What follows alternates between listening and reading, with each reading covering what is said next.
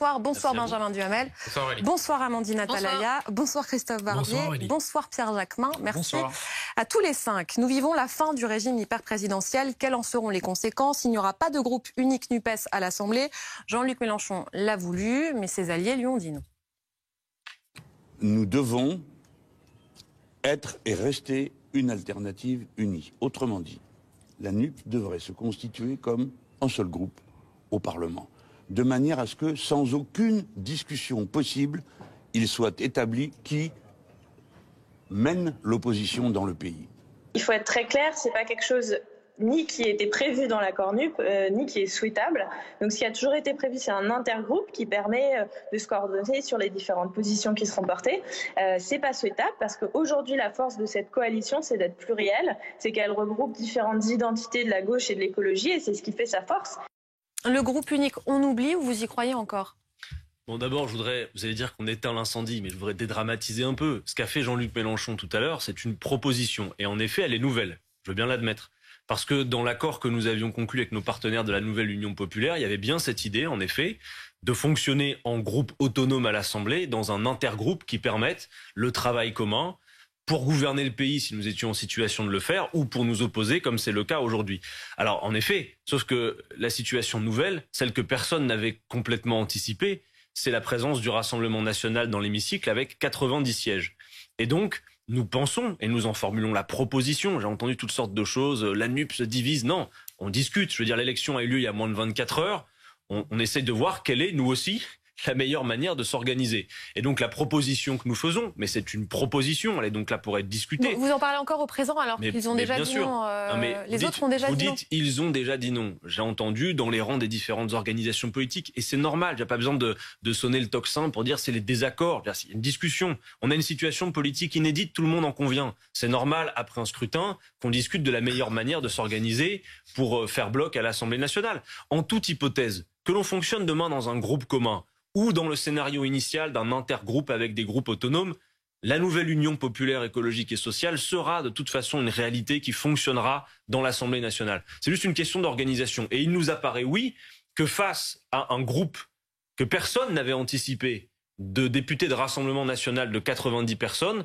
eh bien ça vaut le coup de se poser la question de savoir comment faire. Pour un exemple très concret, vous aura pas échappé que depuis ce matin, les principaux porte-parole d'Emmanuel Macron, par exemple Madame Olivia Grégoire, porte-parole du gouvernement, est allée dire sur les plateaux de télé, bah oui, par exemple, la commission des finances, elle revient normalement à l'opposition. Le premier groupe d'opposition, c'est le Rassemblement national. Mais à quelle heure? Pardon, mais il y a 150 parlementaires de la nouvelle Union populaire. Si au sein de la commission des finances, nous avons à voter, il est évident qu'en nombre, nous serons plus importants que le Rassemblement national. Donc tout ça ne se discute pas. Mais la meilleure manière de le faire valoir, pour qu'il n'y ait plus de discussion possible, comme vient de le dire Jean-Luc Mélenchon, ce serait qu'on ait un groupe collectif. Et j'insiste, et je termine là-dessus. Qui va présider cet intergroupe? Est-ce qu'il y aura une présidence tournante? Bien sûr, c'est la proposition qu'a formulée Mathilde Panot. C'est-à-dire, évidemment, que si nous avons un groupe commun, Nouvelle Union populaire, c'est vrai, ce sont des moyens qui sont donc partagés, mutualisés. Ça n'est pas le même fonctionnement que dans le cadre de groupes autonomes. Mais dans ce cas, on peut peut-être avoir l'intelligence de s'organiser, de faire en sorte que personne ne soit floué. Moi, je vous le dis tout de suite, notre but, c'est pas de vassaliser je ne sais pas quoi ou d'obtenir des postes à la place d'eux. Non, c'est de faire en sorte d'avoir la démonstration de la plus grande efficacité possible du travail qui nous incombe à l'Assemblée. Point barre. On voit bien tous les enjeux qu'il y a derrière ce groupe ou pas groupe, Benjamin Duhamel. En effet, la présidence de la commission des finances, par exemple, pourrait revenir à Marine Le Pen? Oui, mais là, pour le coup, Adrien Quatennens a raison. Si on suit l'esprit du règlement de l'Assemblée nationale, qu'il y ait groupe unique ou pas groupe unique, bien sûr. Concrètement, la logique, sachant que la commission des finances est composée à due proportion des députés de la nation, ça veut dire qu'il y aura plus de députés NUPES que de députés Rassemblement national, et que si la NUPES se met d'accord pour un candidat, évidemment, dans ce cas-là, normalement, il y a une forme de logique à ce que ce soit quelqu'un de la NUPES qui soit désigné, si la majorité décide de suivre la coutume qui est de ne pas participer au vote. Là où il y a quand même une forme de singularité dans votre discours, c'est que, ce qui a interrogé, voire choqué dans la démarche de Jean-Luc Mélenchon, c'est que quand on a derrière, notamment BFM TV, contacté les uns et les autres, les principaux concernés, ils n'étaient pas au courant. C'est-à-dire qu'en réalité, on a le sentiment que Jean-Luc Mélenchon a eu une sorte de volonté de faire un coup de force, c'est-à-dire en allant devant les caméras, en disant voilà, quelle est ma proposition, sans avoir auparavant pris le temps ou la peine de demander à... Duhamel, poursuivez votre raisonnement. Quel aurait été son intérêt de faire ça? Bah écoutez, je sais pas, mais quand on a vocation à faire une alliance électorale et qu'on dit absolument partout que c'est une nouvelle étape de l'union de la gauche, que c'est plus qu'un accord électoral, et qu'on arrive le lendemain de l'élection et qu'on dit on fait un groupe unique, c'est-à-dire l'inverse de ce qu'il y avait dans la NUPES, et on ne prévient pas ni Valérie Rabault, ni Fabien Roussel, ni Julien Bayou, qui a vocation éventuellement à devenir président de ce groupe écologiste, il y a quand même quelque chose d'assez singulier. Et enfin, juste, j'en termine. Le risque, et en réalité l'impression qu'a donné Jean-Luc Mélenchon, c'est d'être dans une forme, encore une fois, de volonté hégémonique d'imposer, parce qu'on sait très bien que s'il y avait un groupe unique, ceux qui ont le plus de députés, c'est la France Insoumise, et donc forcément, c'est plus difficile à vivre pour ceux qui ont moins de députés. Voilà. J'entends votre raisonnement et il a sa cohérence, mais il y a un phénomène nouveau, je l'ai dit. Je vais vous dire les choses pour que vous les compreniez bien. Si le résultat de l'élection hier n'avait pas été ce groupe de 90 au Rassemblement national, la discussion n'aurait même pas eu lieu. C'est-à-dire qu'en réalité, on aurait fait ce que nous avions prévu de faire, c'est-à-dire des groupes autonomes et un intergroupe parlementaire. Là, vos collègues faisaient le pied de grue tout à l'heure devant notre siège. Bon, Jean-Luc Mélenchon arrive, on a eu une discussion, il met une proposition au débat. Lui, il dit, nous, on pense que vu cette situation neuve de ce matin, des résultats... Sans prévenir ses alliés. Écoutez, mais attendez, on a des discussions. Sur la forme, c'est un Manuel ratage. Bompard, hier, a eu des échanges à ce propos. Olivier Faure lui-même a eu... Pardon, mais Olivier Faure lui-même a eu une discussion hier avec Jean-Luc Mélenchon. Comment ? Vous pouvez quand même reconnaître que c'est une faute de communication. Vous auriez pu apparaître comme étant la première force d'opposition. Dites à vos collègues de ne pas faire le pied de grue devant les sièges au moment où on discute, parce que vous me parlez trop. C'est Jean-Luc Mélenchon qui choisit de répondre et de parler quand même. Mais en fait, ce que je comprends pas... Il s'est trompé en répondant aux journalistes. Je comprends que vous ayez besoin... dans un moment qui est en plus un moment de tâtonnement général, d'alimenter le débat médiatique et politique. Mais pardon, cette histoire est un non-événement. Je veux dire, on est en train de chercher une forme d'organisation la plus efficace, point. Et donc, il y a une discussion. Et bon, quand je viens sur BFM TV, je m'adresse pas aux états-majors politiques, je m'adresse à plus large que ça. Et je crois pas d'ailleurs que ça passionne beaucoup les gens, mais c'est simplement une proposition d'organisation. Et par définition, une proposition se fait pour être discutée. Donc, il n'y a pas de désaccord, d'incident. On va trouver la meilleure organisation. Le but, c'est d'être le plus efficace, c'est tout. Je suis pas sûr que ça vaille le coup de faire la une là-dessus. Après, bon, nous, ça ne nous dérange pas. Vous m'invitez pour que je m'explique, alors je le fais. Non, on va continuer à en parler. Mais c'est vrai que vous dites, on est dans une période de tâtonnement et on a du mal à vraiment voir quel est le tableau. Amandine Atalaya, est-ce que la première force d'opposition aujourd'hui, c'est le Rassemblement national ? Comme l'a expliqué Benjamin, l'enjeu là, précisément, il était sur la présidence de la Commission des finances. Après, chacun va se battre symboliquement. Marine Le Pen, notamment en étant la présidente du groupe, pour essayer de dire, c'est important pour elle, qu'elle est la présidente du premier groupe d'opposition. D'où l'importance aussi pour la France insoumise d'arriver ou non, c'est non quand même pour l'instant, c'est assez clair, à former un groupe. Mais si Jean-Luc Mélenchon l'avait dit, comme le dit ce soir Adrien Quatennens, il n'y aurait certainement aucun problème, à vrai dire. C'est-à-dire, parlons calmement, mettant une proposition sur la table, la laissant ouverte au débat. Le problème, c'est exactement ce qu'il a fait ce midi. Vous savez bien que c'est Jean-Luc Mélenchon avec le poids de sa parole et qu'il le dit de façon très inattendue. Je rejoins Benjamin, sans avoir consulté qui que ce soit, tombant donc dans le travers de ce que lui reproche les caméras précisément. Siège, ne nous interrogez plus parce que Jean-Luc Mélenchon ne sort pas devant vous êtes sûr que c'est quelque chose quand même. Pour l'avoir vécu ce matin, j'arrive sur place. L'élection vient d'avoir lieu, les réunions entre nous n'ont pas eu lieu, et parce qu'il faut alimenter vos rubriques, et c'est normal, c'est votre métier, il faut tout de suite qu'on sache vous répondre à des choses dont on n'a même pas encore eu le temps de discuter. Je ne crois pas que Jean-Luc Mélenchon se sente contraint de faire quoi que ce soit. Il a certainement eu instinctivement cette envie. Vous avez 1000 fois raison, Jean-Luc Mélenchon ne s'est pas senti contraint de faire une proposition, il a formulé une proposition. Continuons donc un peu à contre-temps, malheureusement. Qu'est-ce qui nous attend ? C'est-à-dire qu'il va y avoir des bouleversements à l'Assemblée, des bouleversements aussi au sein du gouvernement. Vous appelez aujourd'hui au départ d'Elisabeth Borne. Mais écoutez, faut analyser la situation politique. Elle est neuve, mais on n'est pas, on peut quand même réfléchir à ce qui se passe. Je crois que c'est inédit de voir un président de la République élu le mois d'avril, non seulement ne pas avoir la majorité au mois de juin, ça c'est déjà arrivé, mais ne pas l'avoir et perdre autant de parlementaires qu'il a perdu. Cela vient valider ce que nous disions après l'élection présidentielle, à savoir que le 24 avril dernier, beaucoup, c'est vrai, de femmes et d'hommes ont utilisé le bulletin de vote Emmanuel Macron, mais n'ont pas voté pour le programme d'Emmanuel Macron. Et donc, il y avait cette contradiction à résoudre.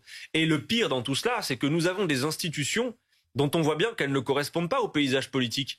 Elles sont programmées, prévues pour la confrontation entre deux blocs politiques. Mais désormais, quoi qu'on en pense, vous et moi, le paysage politique n'est plus en 2 blocs. Il est en 3. Et vous pensez pouvoir obtenir le départ d'Elisabeth Borne aujourd'hui ? Écoutez, moi, c'est pas simplement le départ d'Elisabeth Borne qui m'intéresse. Je considère simplement qu'après une déroute électorale comme celle que vient de prendre Emmanuel Macron juste après son élection, il ne peut pas ne pas y avoir de conséquences dans le dispositif gouvernemental. Comment vous allez vous y prendre ? Par exemple, Madame Borne, oui, je vous le dis, si c'est la question que vous me posez, je vous réponds plus clairement que je ne l'ai fait. Oui, Madame Borne devrait s'en aller. Oui, elle n'est pas en mesure de gouverner le pays après avoir pris une telle défaite dans les urnes. Vous voulez une motion de censure ? Vous allez déposer une motion de censure ? Mais je suis même pas certain, vous voyez, qu'il y ait besoin d'une motion de censure vu l'état actuel des forces à l'Assemblée. Est-ce que M. Macron va engager la responsabilité du gouvernement devant l'Assemblée ? Ça reste en suspens. Et s'il ne le fait On ne le sait pas. Motion de censure ou pas ? Il devrait le faire. On verra le moment venu.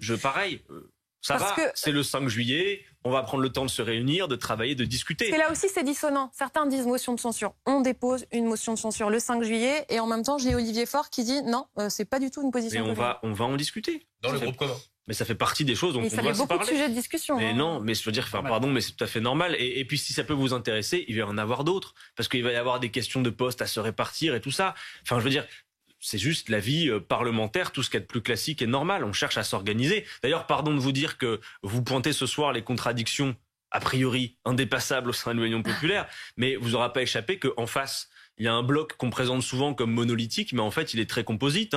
Pardon, mais chez Emmanuel Macron, aujourd'hui, vous avez, alors ça s'appelle je sais plus comment, Ensemble, il y a Horizon, il y a tout ça. Puis d'ailleurs, ces gens sur le fond ne sont même pas d'accord. Vous aura pas échappé que, par exemple, Édouard Philippe, lui, il est partisan de la retraite à 67 ans, mais Monsieur Macron 65. Que le MoDem, par exemple, est favorable à la proportionnelle, mais que la République En Marche, qui maintenant s'appelle Renaissance, non. Bon, ça va. Et tout ça participe de la vie politique dans tout ce qu'elle a de plus normal, malgré une situation inédite, c'est vrai. C'est un fait, Christophe. Le gouvernement est fragilisé. Il y a 3 ministres qui sont contraints de démissionner. Je ne sais pas comment ça va se passer réellement. Il n'y a pas de Conseil des ministres demain et on s'interroge sur le sort d'Elisabeth Borne. Oui, bien sûr. Et on s'interroge surtout sur cette nouvelle méthode de gouvernance que Emmanuel Macron a promise et qu'il va falloir maintenant inventer avec 44 sièges de retard pour la majorité absolue, donc pour faire passer un texte. Alors on voit bien les textes de loi sur lesquels la droite est prête à jouer un rôle de supplétif à condition que ces textes soient amendés dans le sens qu'elle veut. C'est toute la politique de la porte fermée de Christian Jacob cet après-midi, mais pas fermée à double tour. On sent que ça peut s'entrouvrir s'il y a des négociations.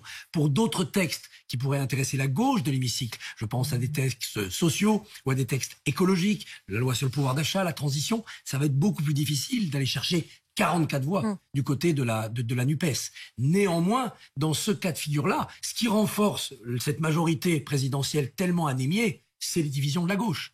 Et avoir un groupe unique, c'est une double erreur. C'est d'abord une erreur pratique. 4 groupes, c'est plus de niches parlementaires, plus de temps de parole, plus de questions, plus de moyens. Ça déploie mieux l'activité parlementaire. Puis c'est une erreur idéologique parce que ça dévoile le fond de la pensée de Jean-Luc Mélenchon, qui n'est pas partisan de l'union de la gauche, mais de la digestion de toutes les gauches dans son parti. Il l'a fait avec les frondeurs après 2017. Il nous a dit pendant 5 ans, la gauche c'est fini, c'est le peuple qui compte. Le peuple est un, le parti doit être unique. C'est son naturel idéologique qui est revenu là, plus vite que prévu. C'est quand même formidable de voir que pendant tout le temps où la gauche était désunie, il fallait absolument qu'elle s'unisse. Et c'était l'erreur de Jean-Luc Mélenchon de ne pas l'avoir fait. Et maintenant que nous l'avons fait, c'est aussi l'erreur que de l'avoir fait. Non, moi je crois que vous vous trompez. Nous avons et nous sommes les seuls à l'avoir fait. Je n'ai pas vu, par exemple, qu'il y ait de programme extrêmement cohérent entre toutes les composantes de l'actuelle majorité présidentielle. Christophe Barbier, oui, pendant des années, nous ne nous sommes plus parlé, on s'est invectivé, mais ce qui a permis l'émergence de la nouvelle Union populaire écologique et sociale, c'est le résultat de Jean-Luc Mélenchon à l'élection présidentielle, et c'est pour ça que nous avons pu nous rassembler, pas pour le plaisir de nous rassembler, sur un programme de 650 mesures que je suis sûr que vous avez regardé, avec des nuances. Donc une logique d'intergroupe. Pour que chacun gère ses nuances. Combien de nuances? 5% de nuances sur un programme de 650. Des choses importantes. Je crois en tout cas qu'on peut dire une chose. Ça, vous pouvez pas nous le retirer. On est la seule force politique qui a un programme complet, chiffré, aussi détaillé. Parce que même chez Monsieur Macron, pardon, mais les tautologies de toutes sortes qu'on a dans le feuillet présidentiel qu'il nous a donné, franchement, ça laisse à désirer. C'est des généralités, il n'y a rien de précis. Vous savez, vous, ce que M. Macron a l'intention de faire, à part la retraite à 65 ans et le travail contraint en contrepartie du RSA? C'est ce qui lui a coûté sa défaite hier, cette absence de vision. C'est ce qui lui permet, puisque la page est blanche, d'inventer quelque chose là, s'il trouve une majorité. Mais c'est vrai qu'on s'interroge sur le calendrier. Ensuite, il y a la réforme des retraites. On en parlait tout à l'heure. Marine Le Pen dit cette réforme est enterrée. Le texte sur le pouvoir d'achat aussi, on peut s'interroger, on peut se demander quel sera son sort. Oui, enfin, on peut s'interroger plus généralement sur quelle sera la ligne politique On pourra s'interroger sur quelle sera la ligne politique. Aujourd'hui, on ne sait pas quelle peut être la ligne politique parce que Emmanuel Macron est en incapacité aujourd'hui de constituer une majorité à l'Assemblée nationale. Il y a une donne assez nouvelle, c'est que hier, on a vécu un séisme politique qui fait que Emmanuel Macron n'a pas de majorité. Mais pour moi, l'événement de la soirée, alors certes, il y a la nouveauté à gauche qui double un peu plus, fait plus que doubler son nombre de députés à l'Assemblée nationale, mais surtout l'événement d'hier soir, c'est le Rassemblement national. Et là, Adrien Quatennens a raison de rappeler que ça change un tout petit peu la donne, y compris sur les accords qui avaient été passés entre la gauche et les écologistes. Il faut quand même donner aussi un accord général, c'est que la gauche ne serait pas ce qu'elle est aujourd'hui à l'Assemblée nationale si Jean-Luc Mélenchon, la France Insoumise, n'avait pas porté l'espoir d'un mouvement, d'un rassemblement, d'une union de la gauche et des écologistes. Que serait aujourd'hui le Parti socialiste, que serait le Parti communiste français, que seraient même les écologistes qui n'avaient pas de représentants à l'Assemblée nationale dans la précédente législature s'il n'y avait pas eu cet accord. Donc tout ça a aussi vocation à être interrogé. Et encore une fois, cette gauche-là et les écologistes ont réussi à se mettre d'accord sur un programme de gouvernement avec 650 propositions, mais ne seraient pas en capacité de former un groupe d'opposition majoritaire pour empêcher le Rassemblement national d'être la première force politique. C'est ça aujourd'hui l'enjeu. Il y a quand même un enjeu presque symbolique, parce que certes, peut-être sans doute pas d'ailleurs, le Rassemblement national n'obtiendra pas les postes éminemment stratégiques comme la présidence de la Commission des finances, mais quand même, il y a quand même quelque chose de l'ordre du symboliquement fort de voir que le Rassemblement national peut rester aujourd'hui la première force politique d'opposition. Et le texte sur le pouvoir d'achat, par exemple, vous comptez le voter ou pas?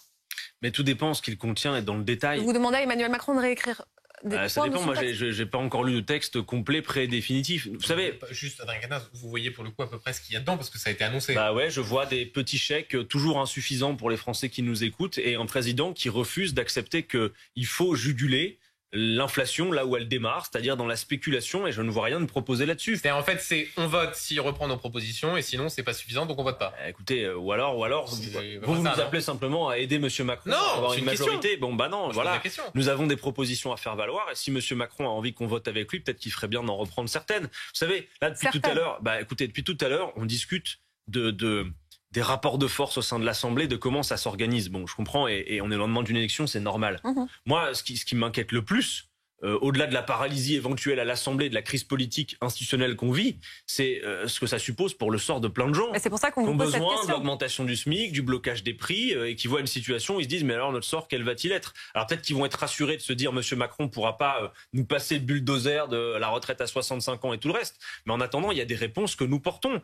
Et en responsable politique, même dans une situation comme celle-là, on va continuer à les porter. Et ça veut dire quoi? Je vais même vous dire plus. On est toujours disponible, même s'il ne m'aura pas échappé. Et je commence par faire cet acte de contrition pour pas qu'on m'impute autre chose. Nous avons perdu hier. C'est-à-dire, on visait à avoir une majorité. Nous ne l'avons pas. Mais dans la déception, il y a un point d'appui, une force qui a émergé dans cette élection. La nouvelle Union populaire. Et nous sommes toujours candidats au pouvoir. Et nous allons continuer à l'être. Et je vous le dis, tôt ou tard, je pense que nous y arriverons. Vous y croyez encore? Moi, voyez, je vais vous dire une chose. Je milite depuis 10-15 ans.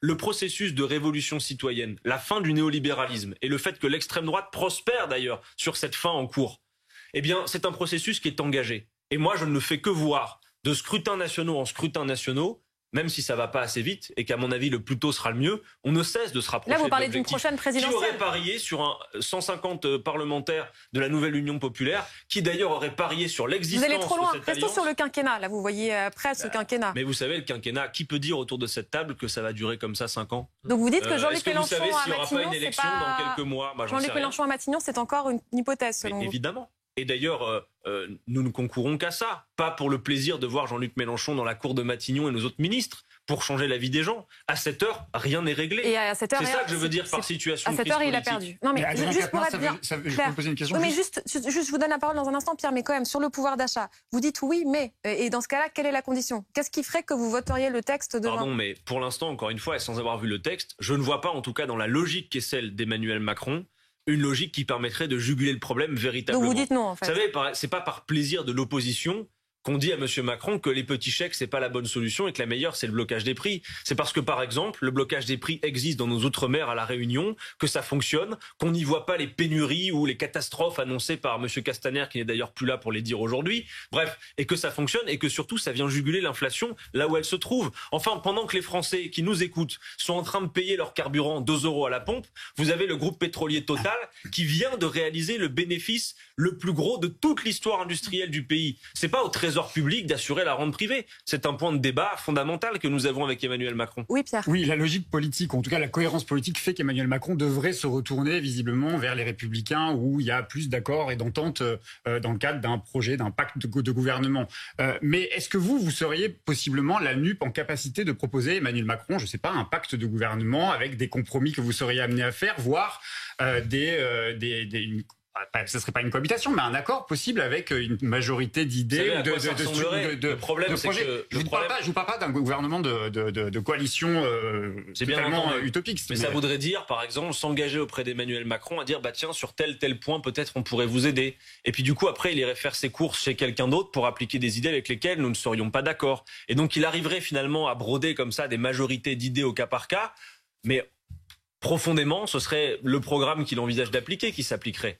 Non, moi, ce que je pense, c'est que la situation, les élections n'ont pas réglé la crise politique qu'il y a dans le pays, les aspirations populaires, et que pour le moment, je ne vois pas que M. Macron y réponde. D'ailleurs, le simple fait que pour le moment, il envisage de poursuivre avec Mme Borne, de ne pas revoir le dispositif gouvernemental à part de remplacer les ministres qui ont été battus hier, je trouve que ce n'est pas un bon signal politique. M. Macron est défait de l'élection d'hier. J'ai vu qu'il se rappelait au bon souvenir des forces politiques dans ce pays, il a l'intention de les recevoir. Oui. Mais pourquoi faire ? Ça pose la question. Moi, je veux dire, quand le président de la République nous invite, on est toujours prêt à considérer son invitation. On l'a fait par le passé. Jean-Luc Mélenchon s'est entretenu avec lui. Mais là, c'est pourquoi faire. Justement, pour parler des textes, dire ce texte-là, vous le voteriez à quelles conditions ? Oui, mais moi, je crains du coup, et c'est de ça qu'il faut vérifier, c'est que M. Macron essaye ça et là de broder, mais que dans le package global, il réussisse à faire passer des choses dont les Français n'en veulent pas.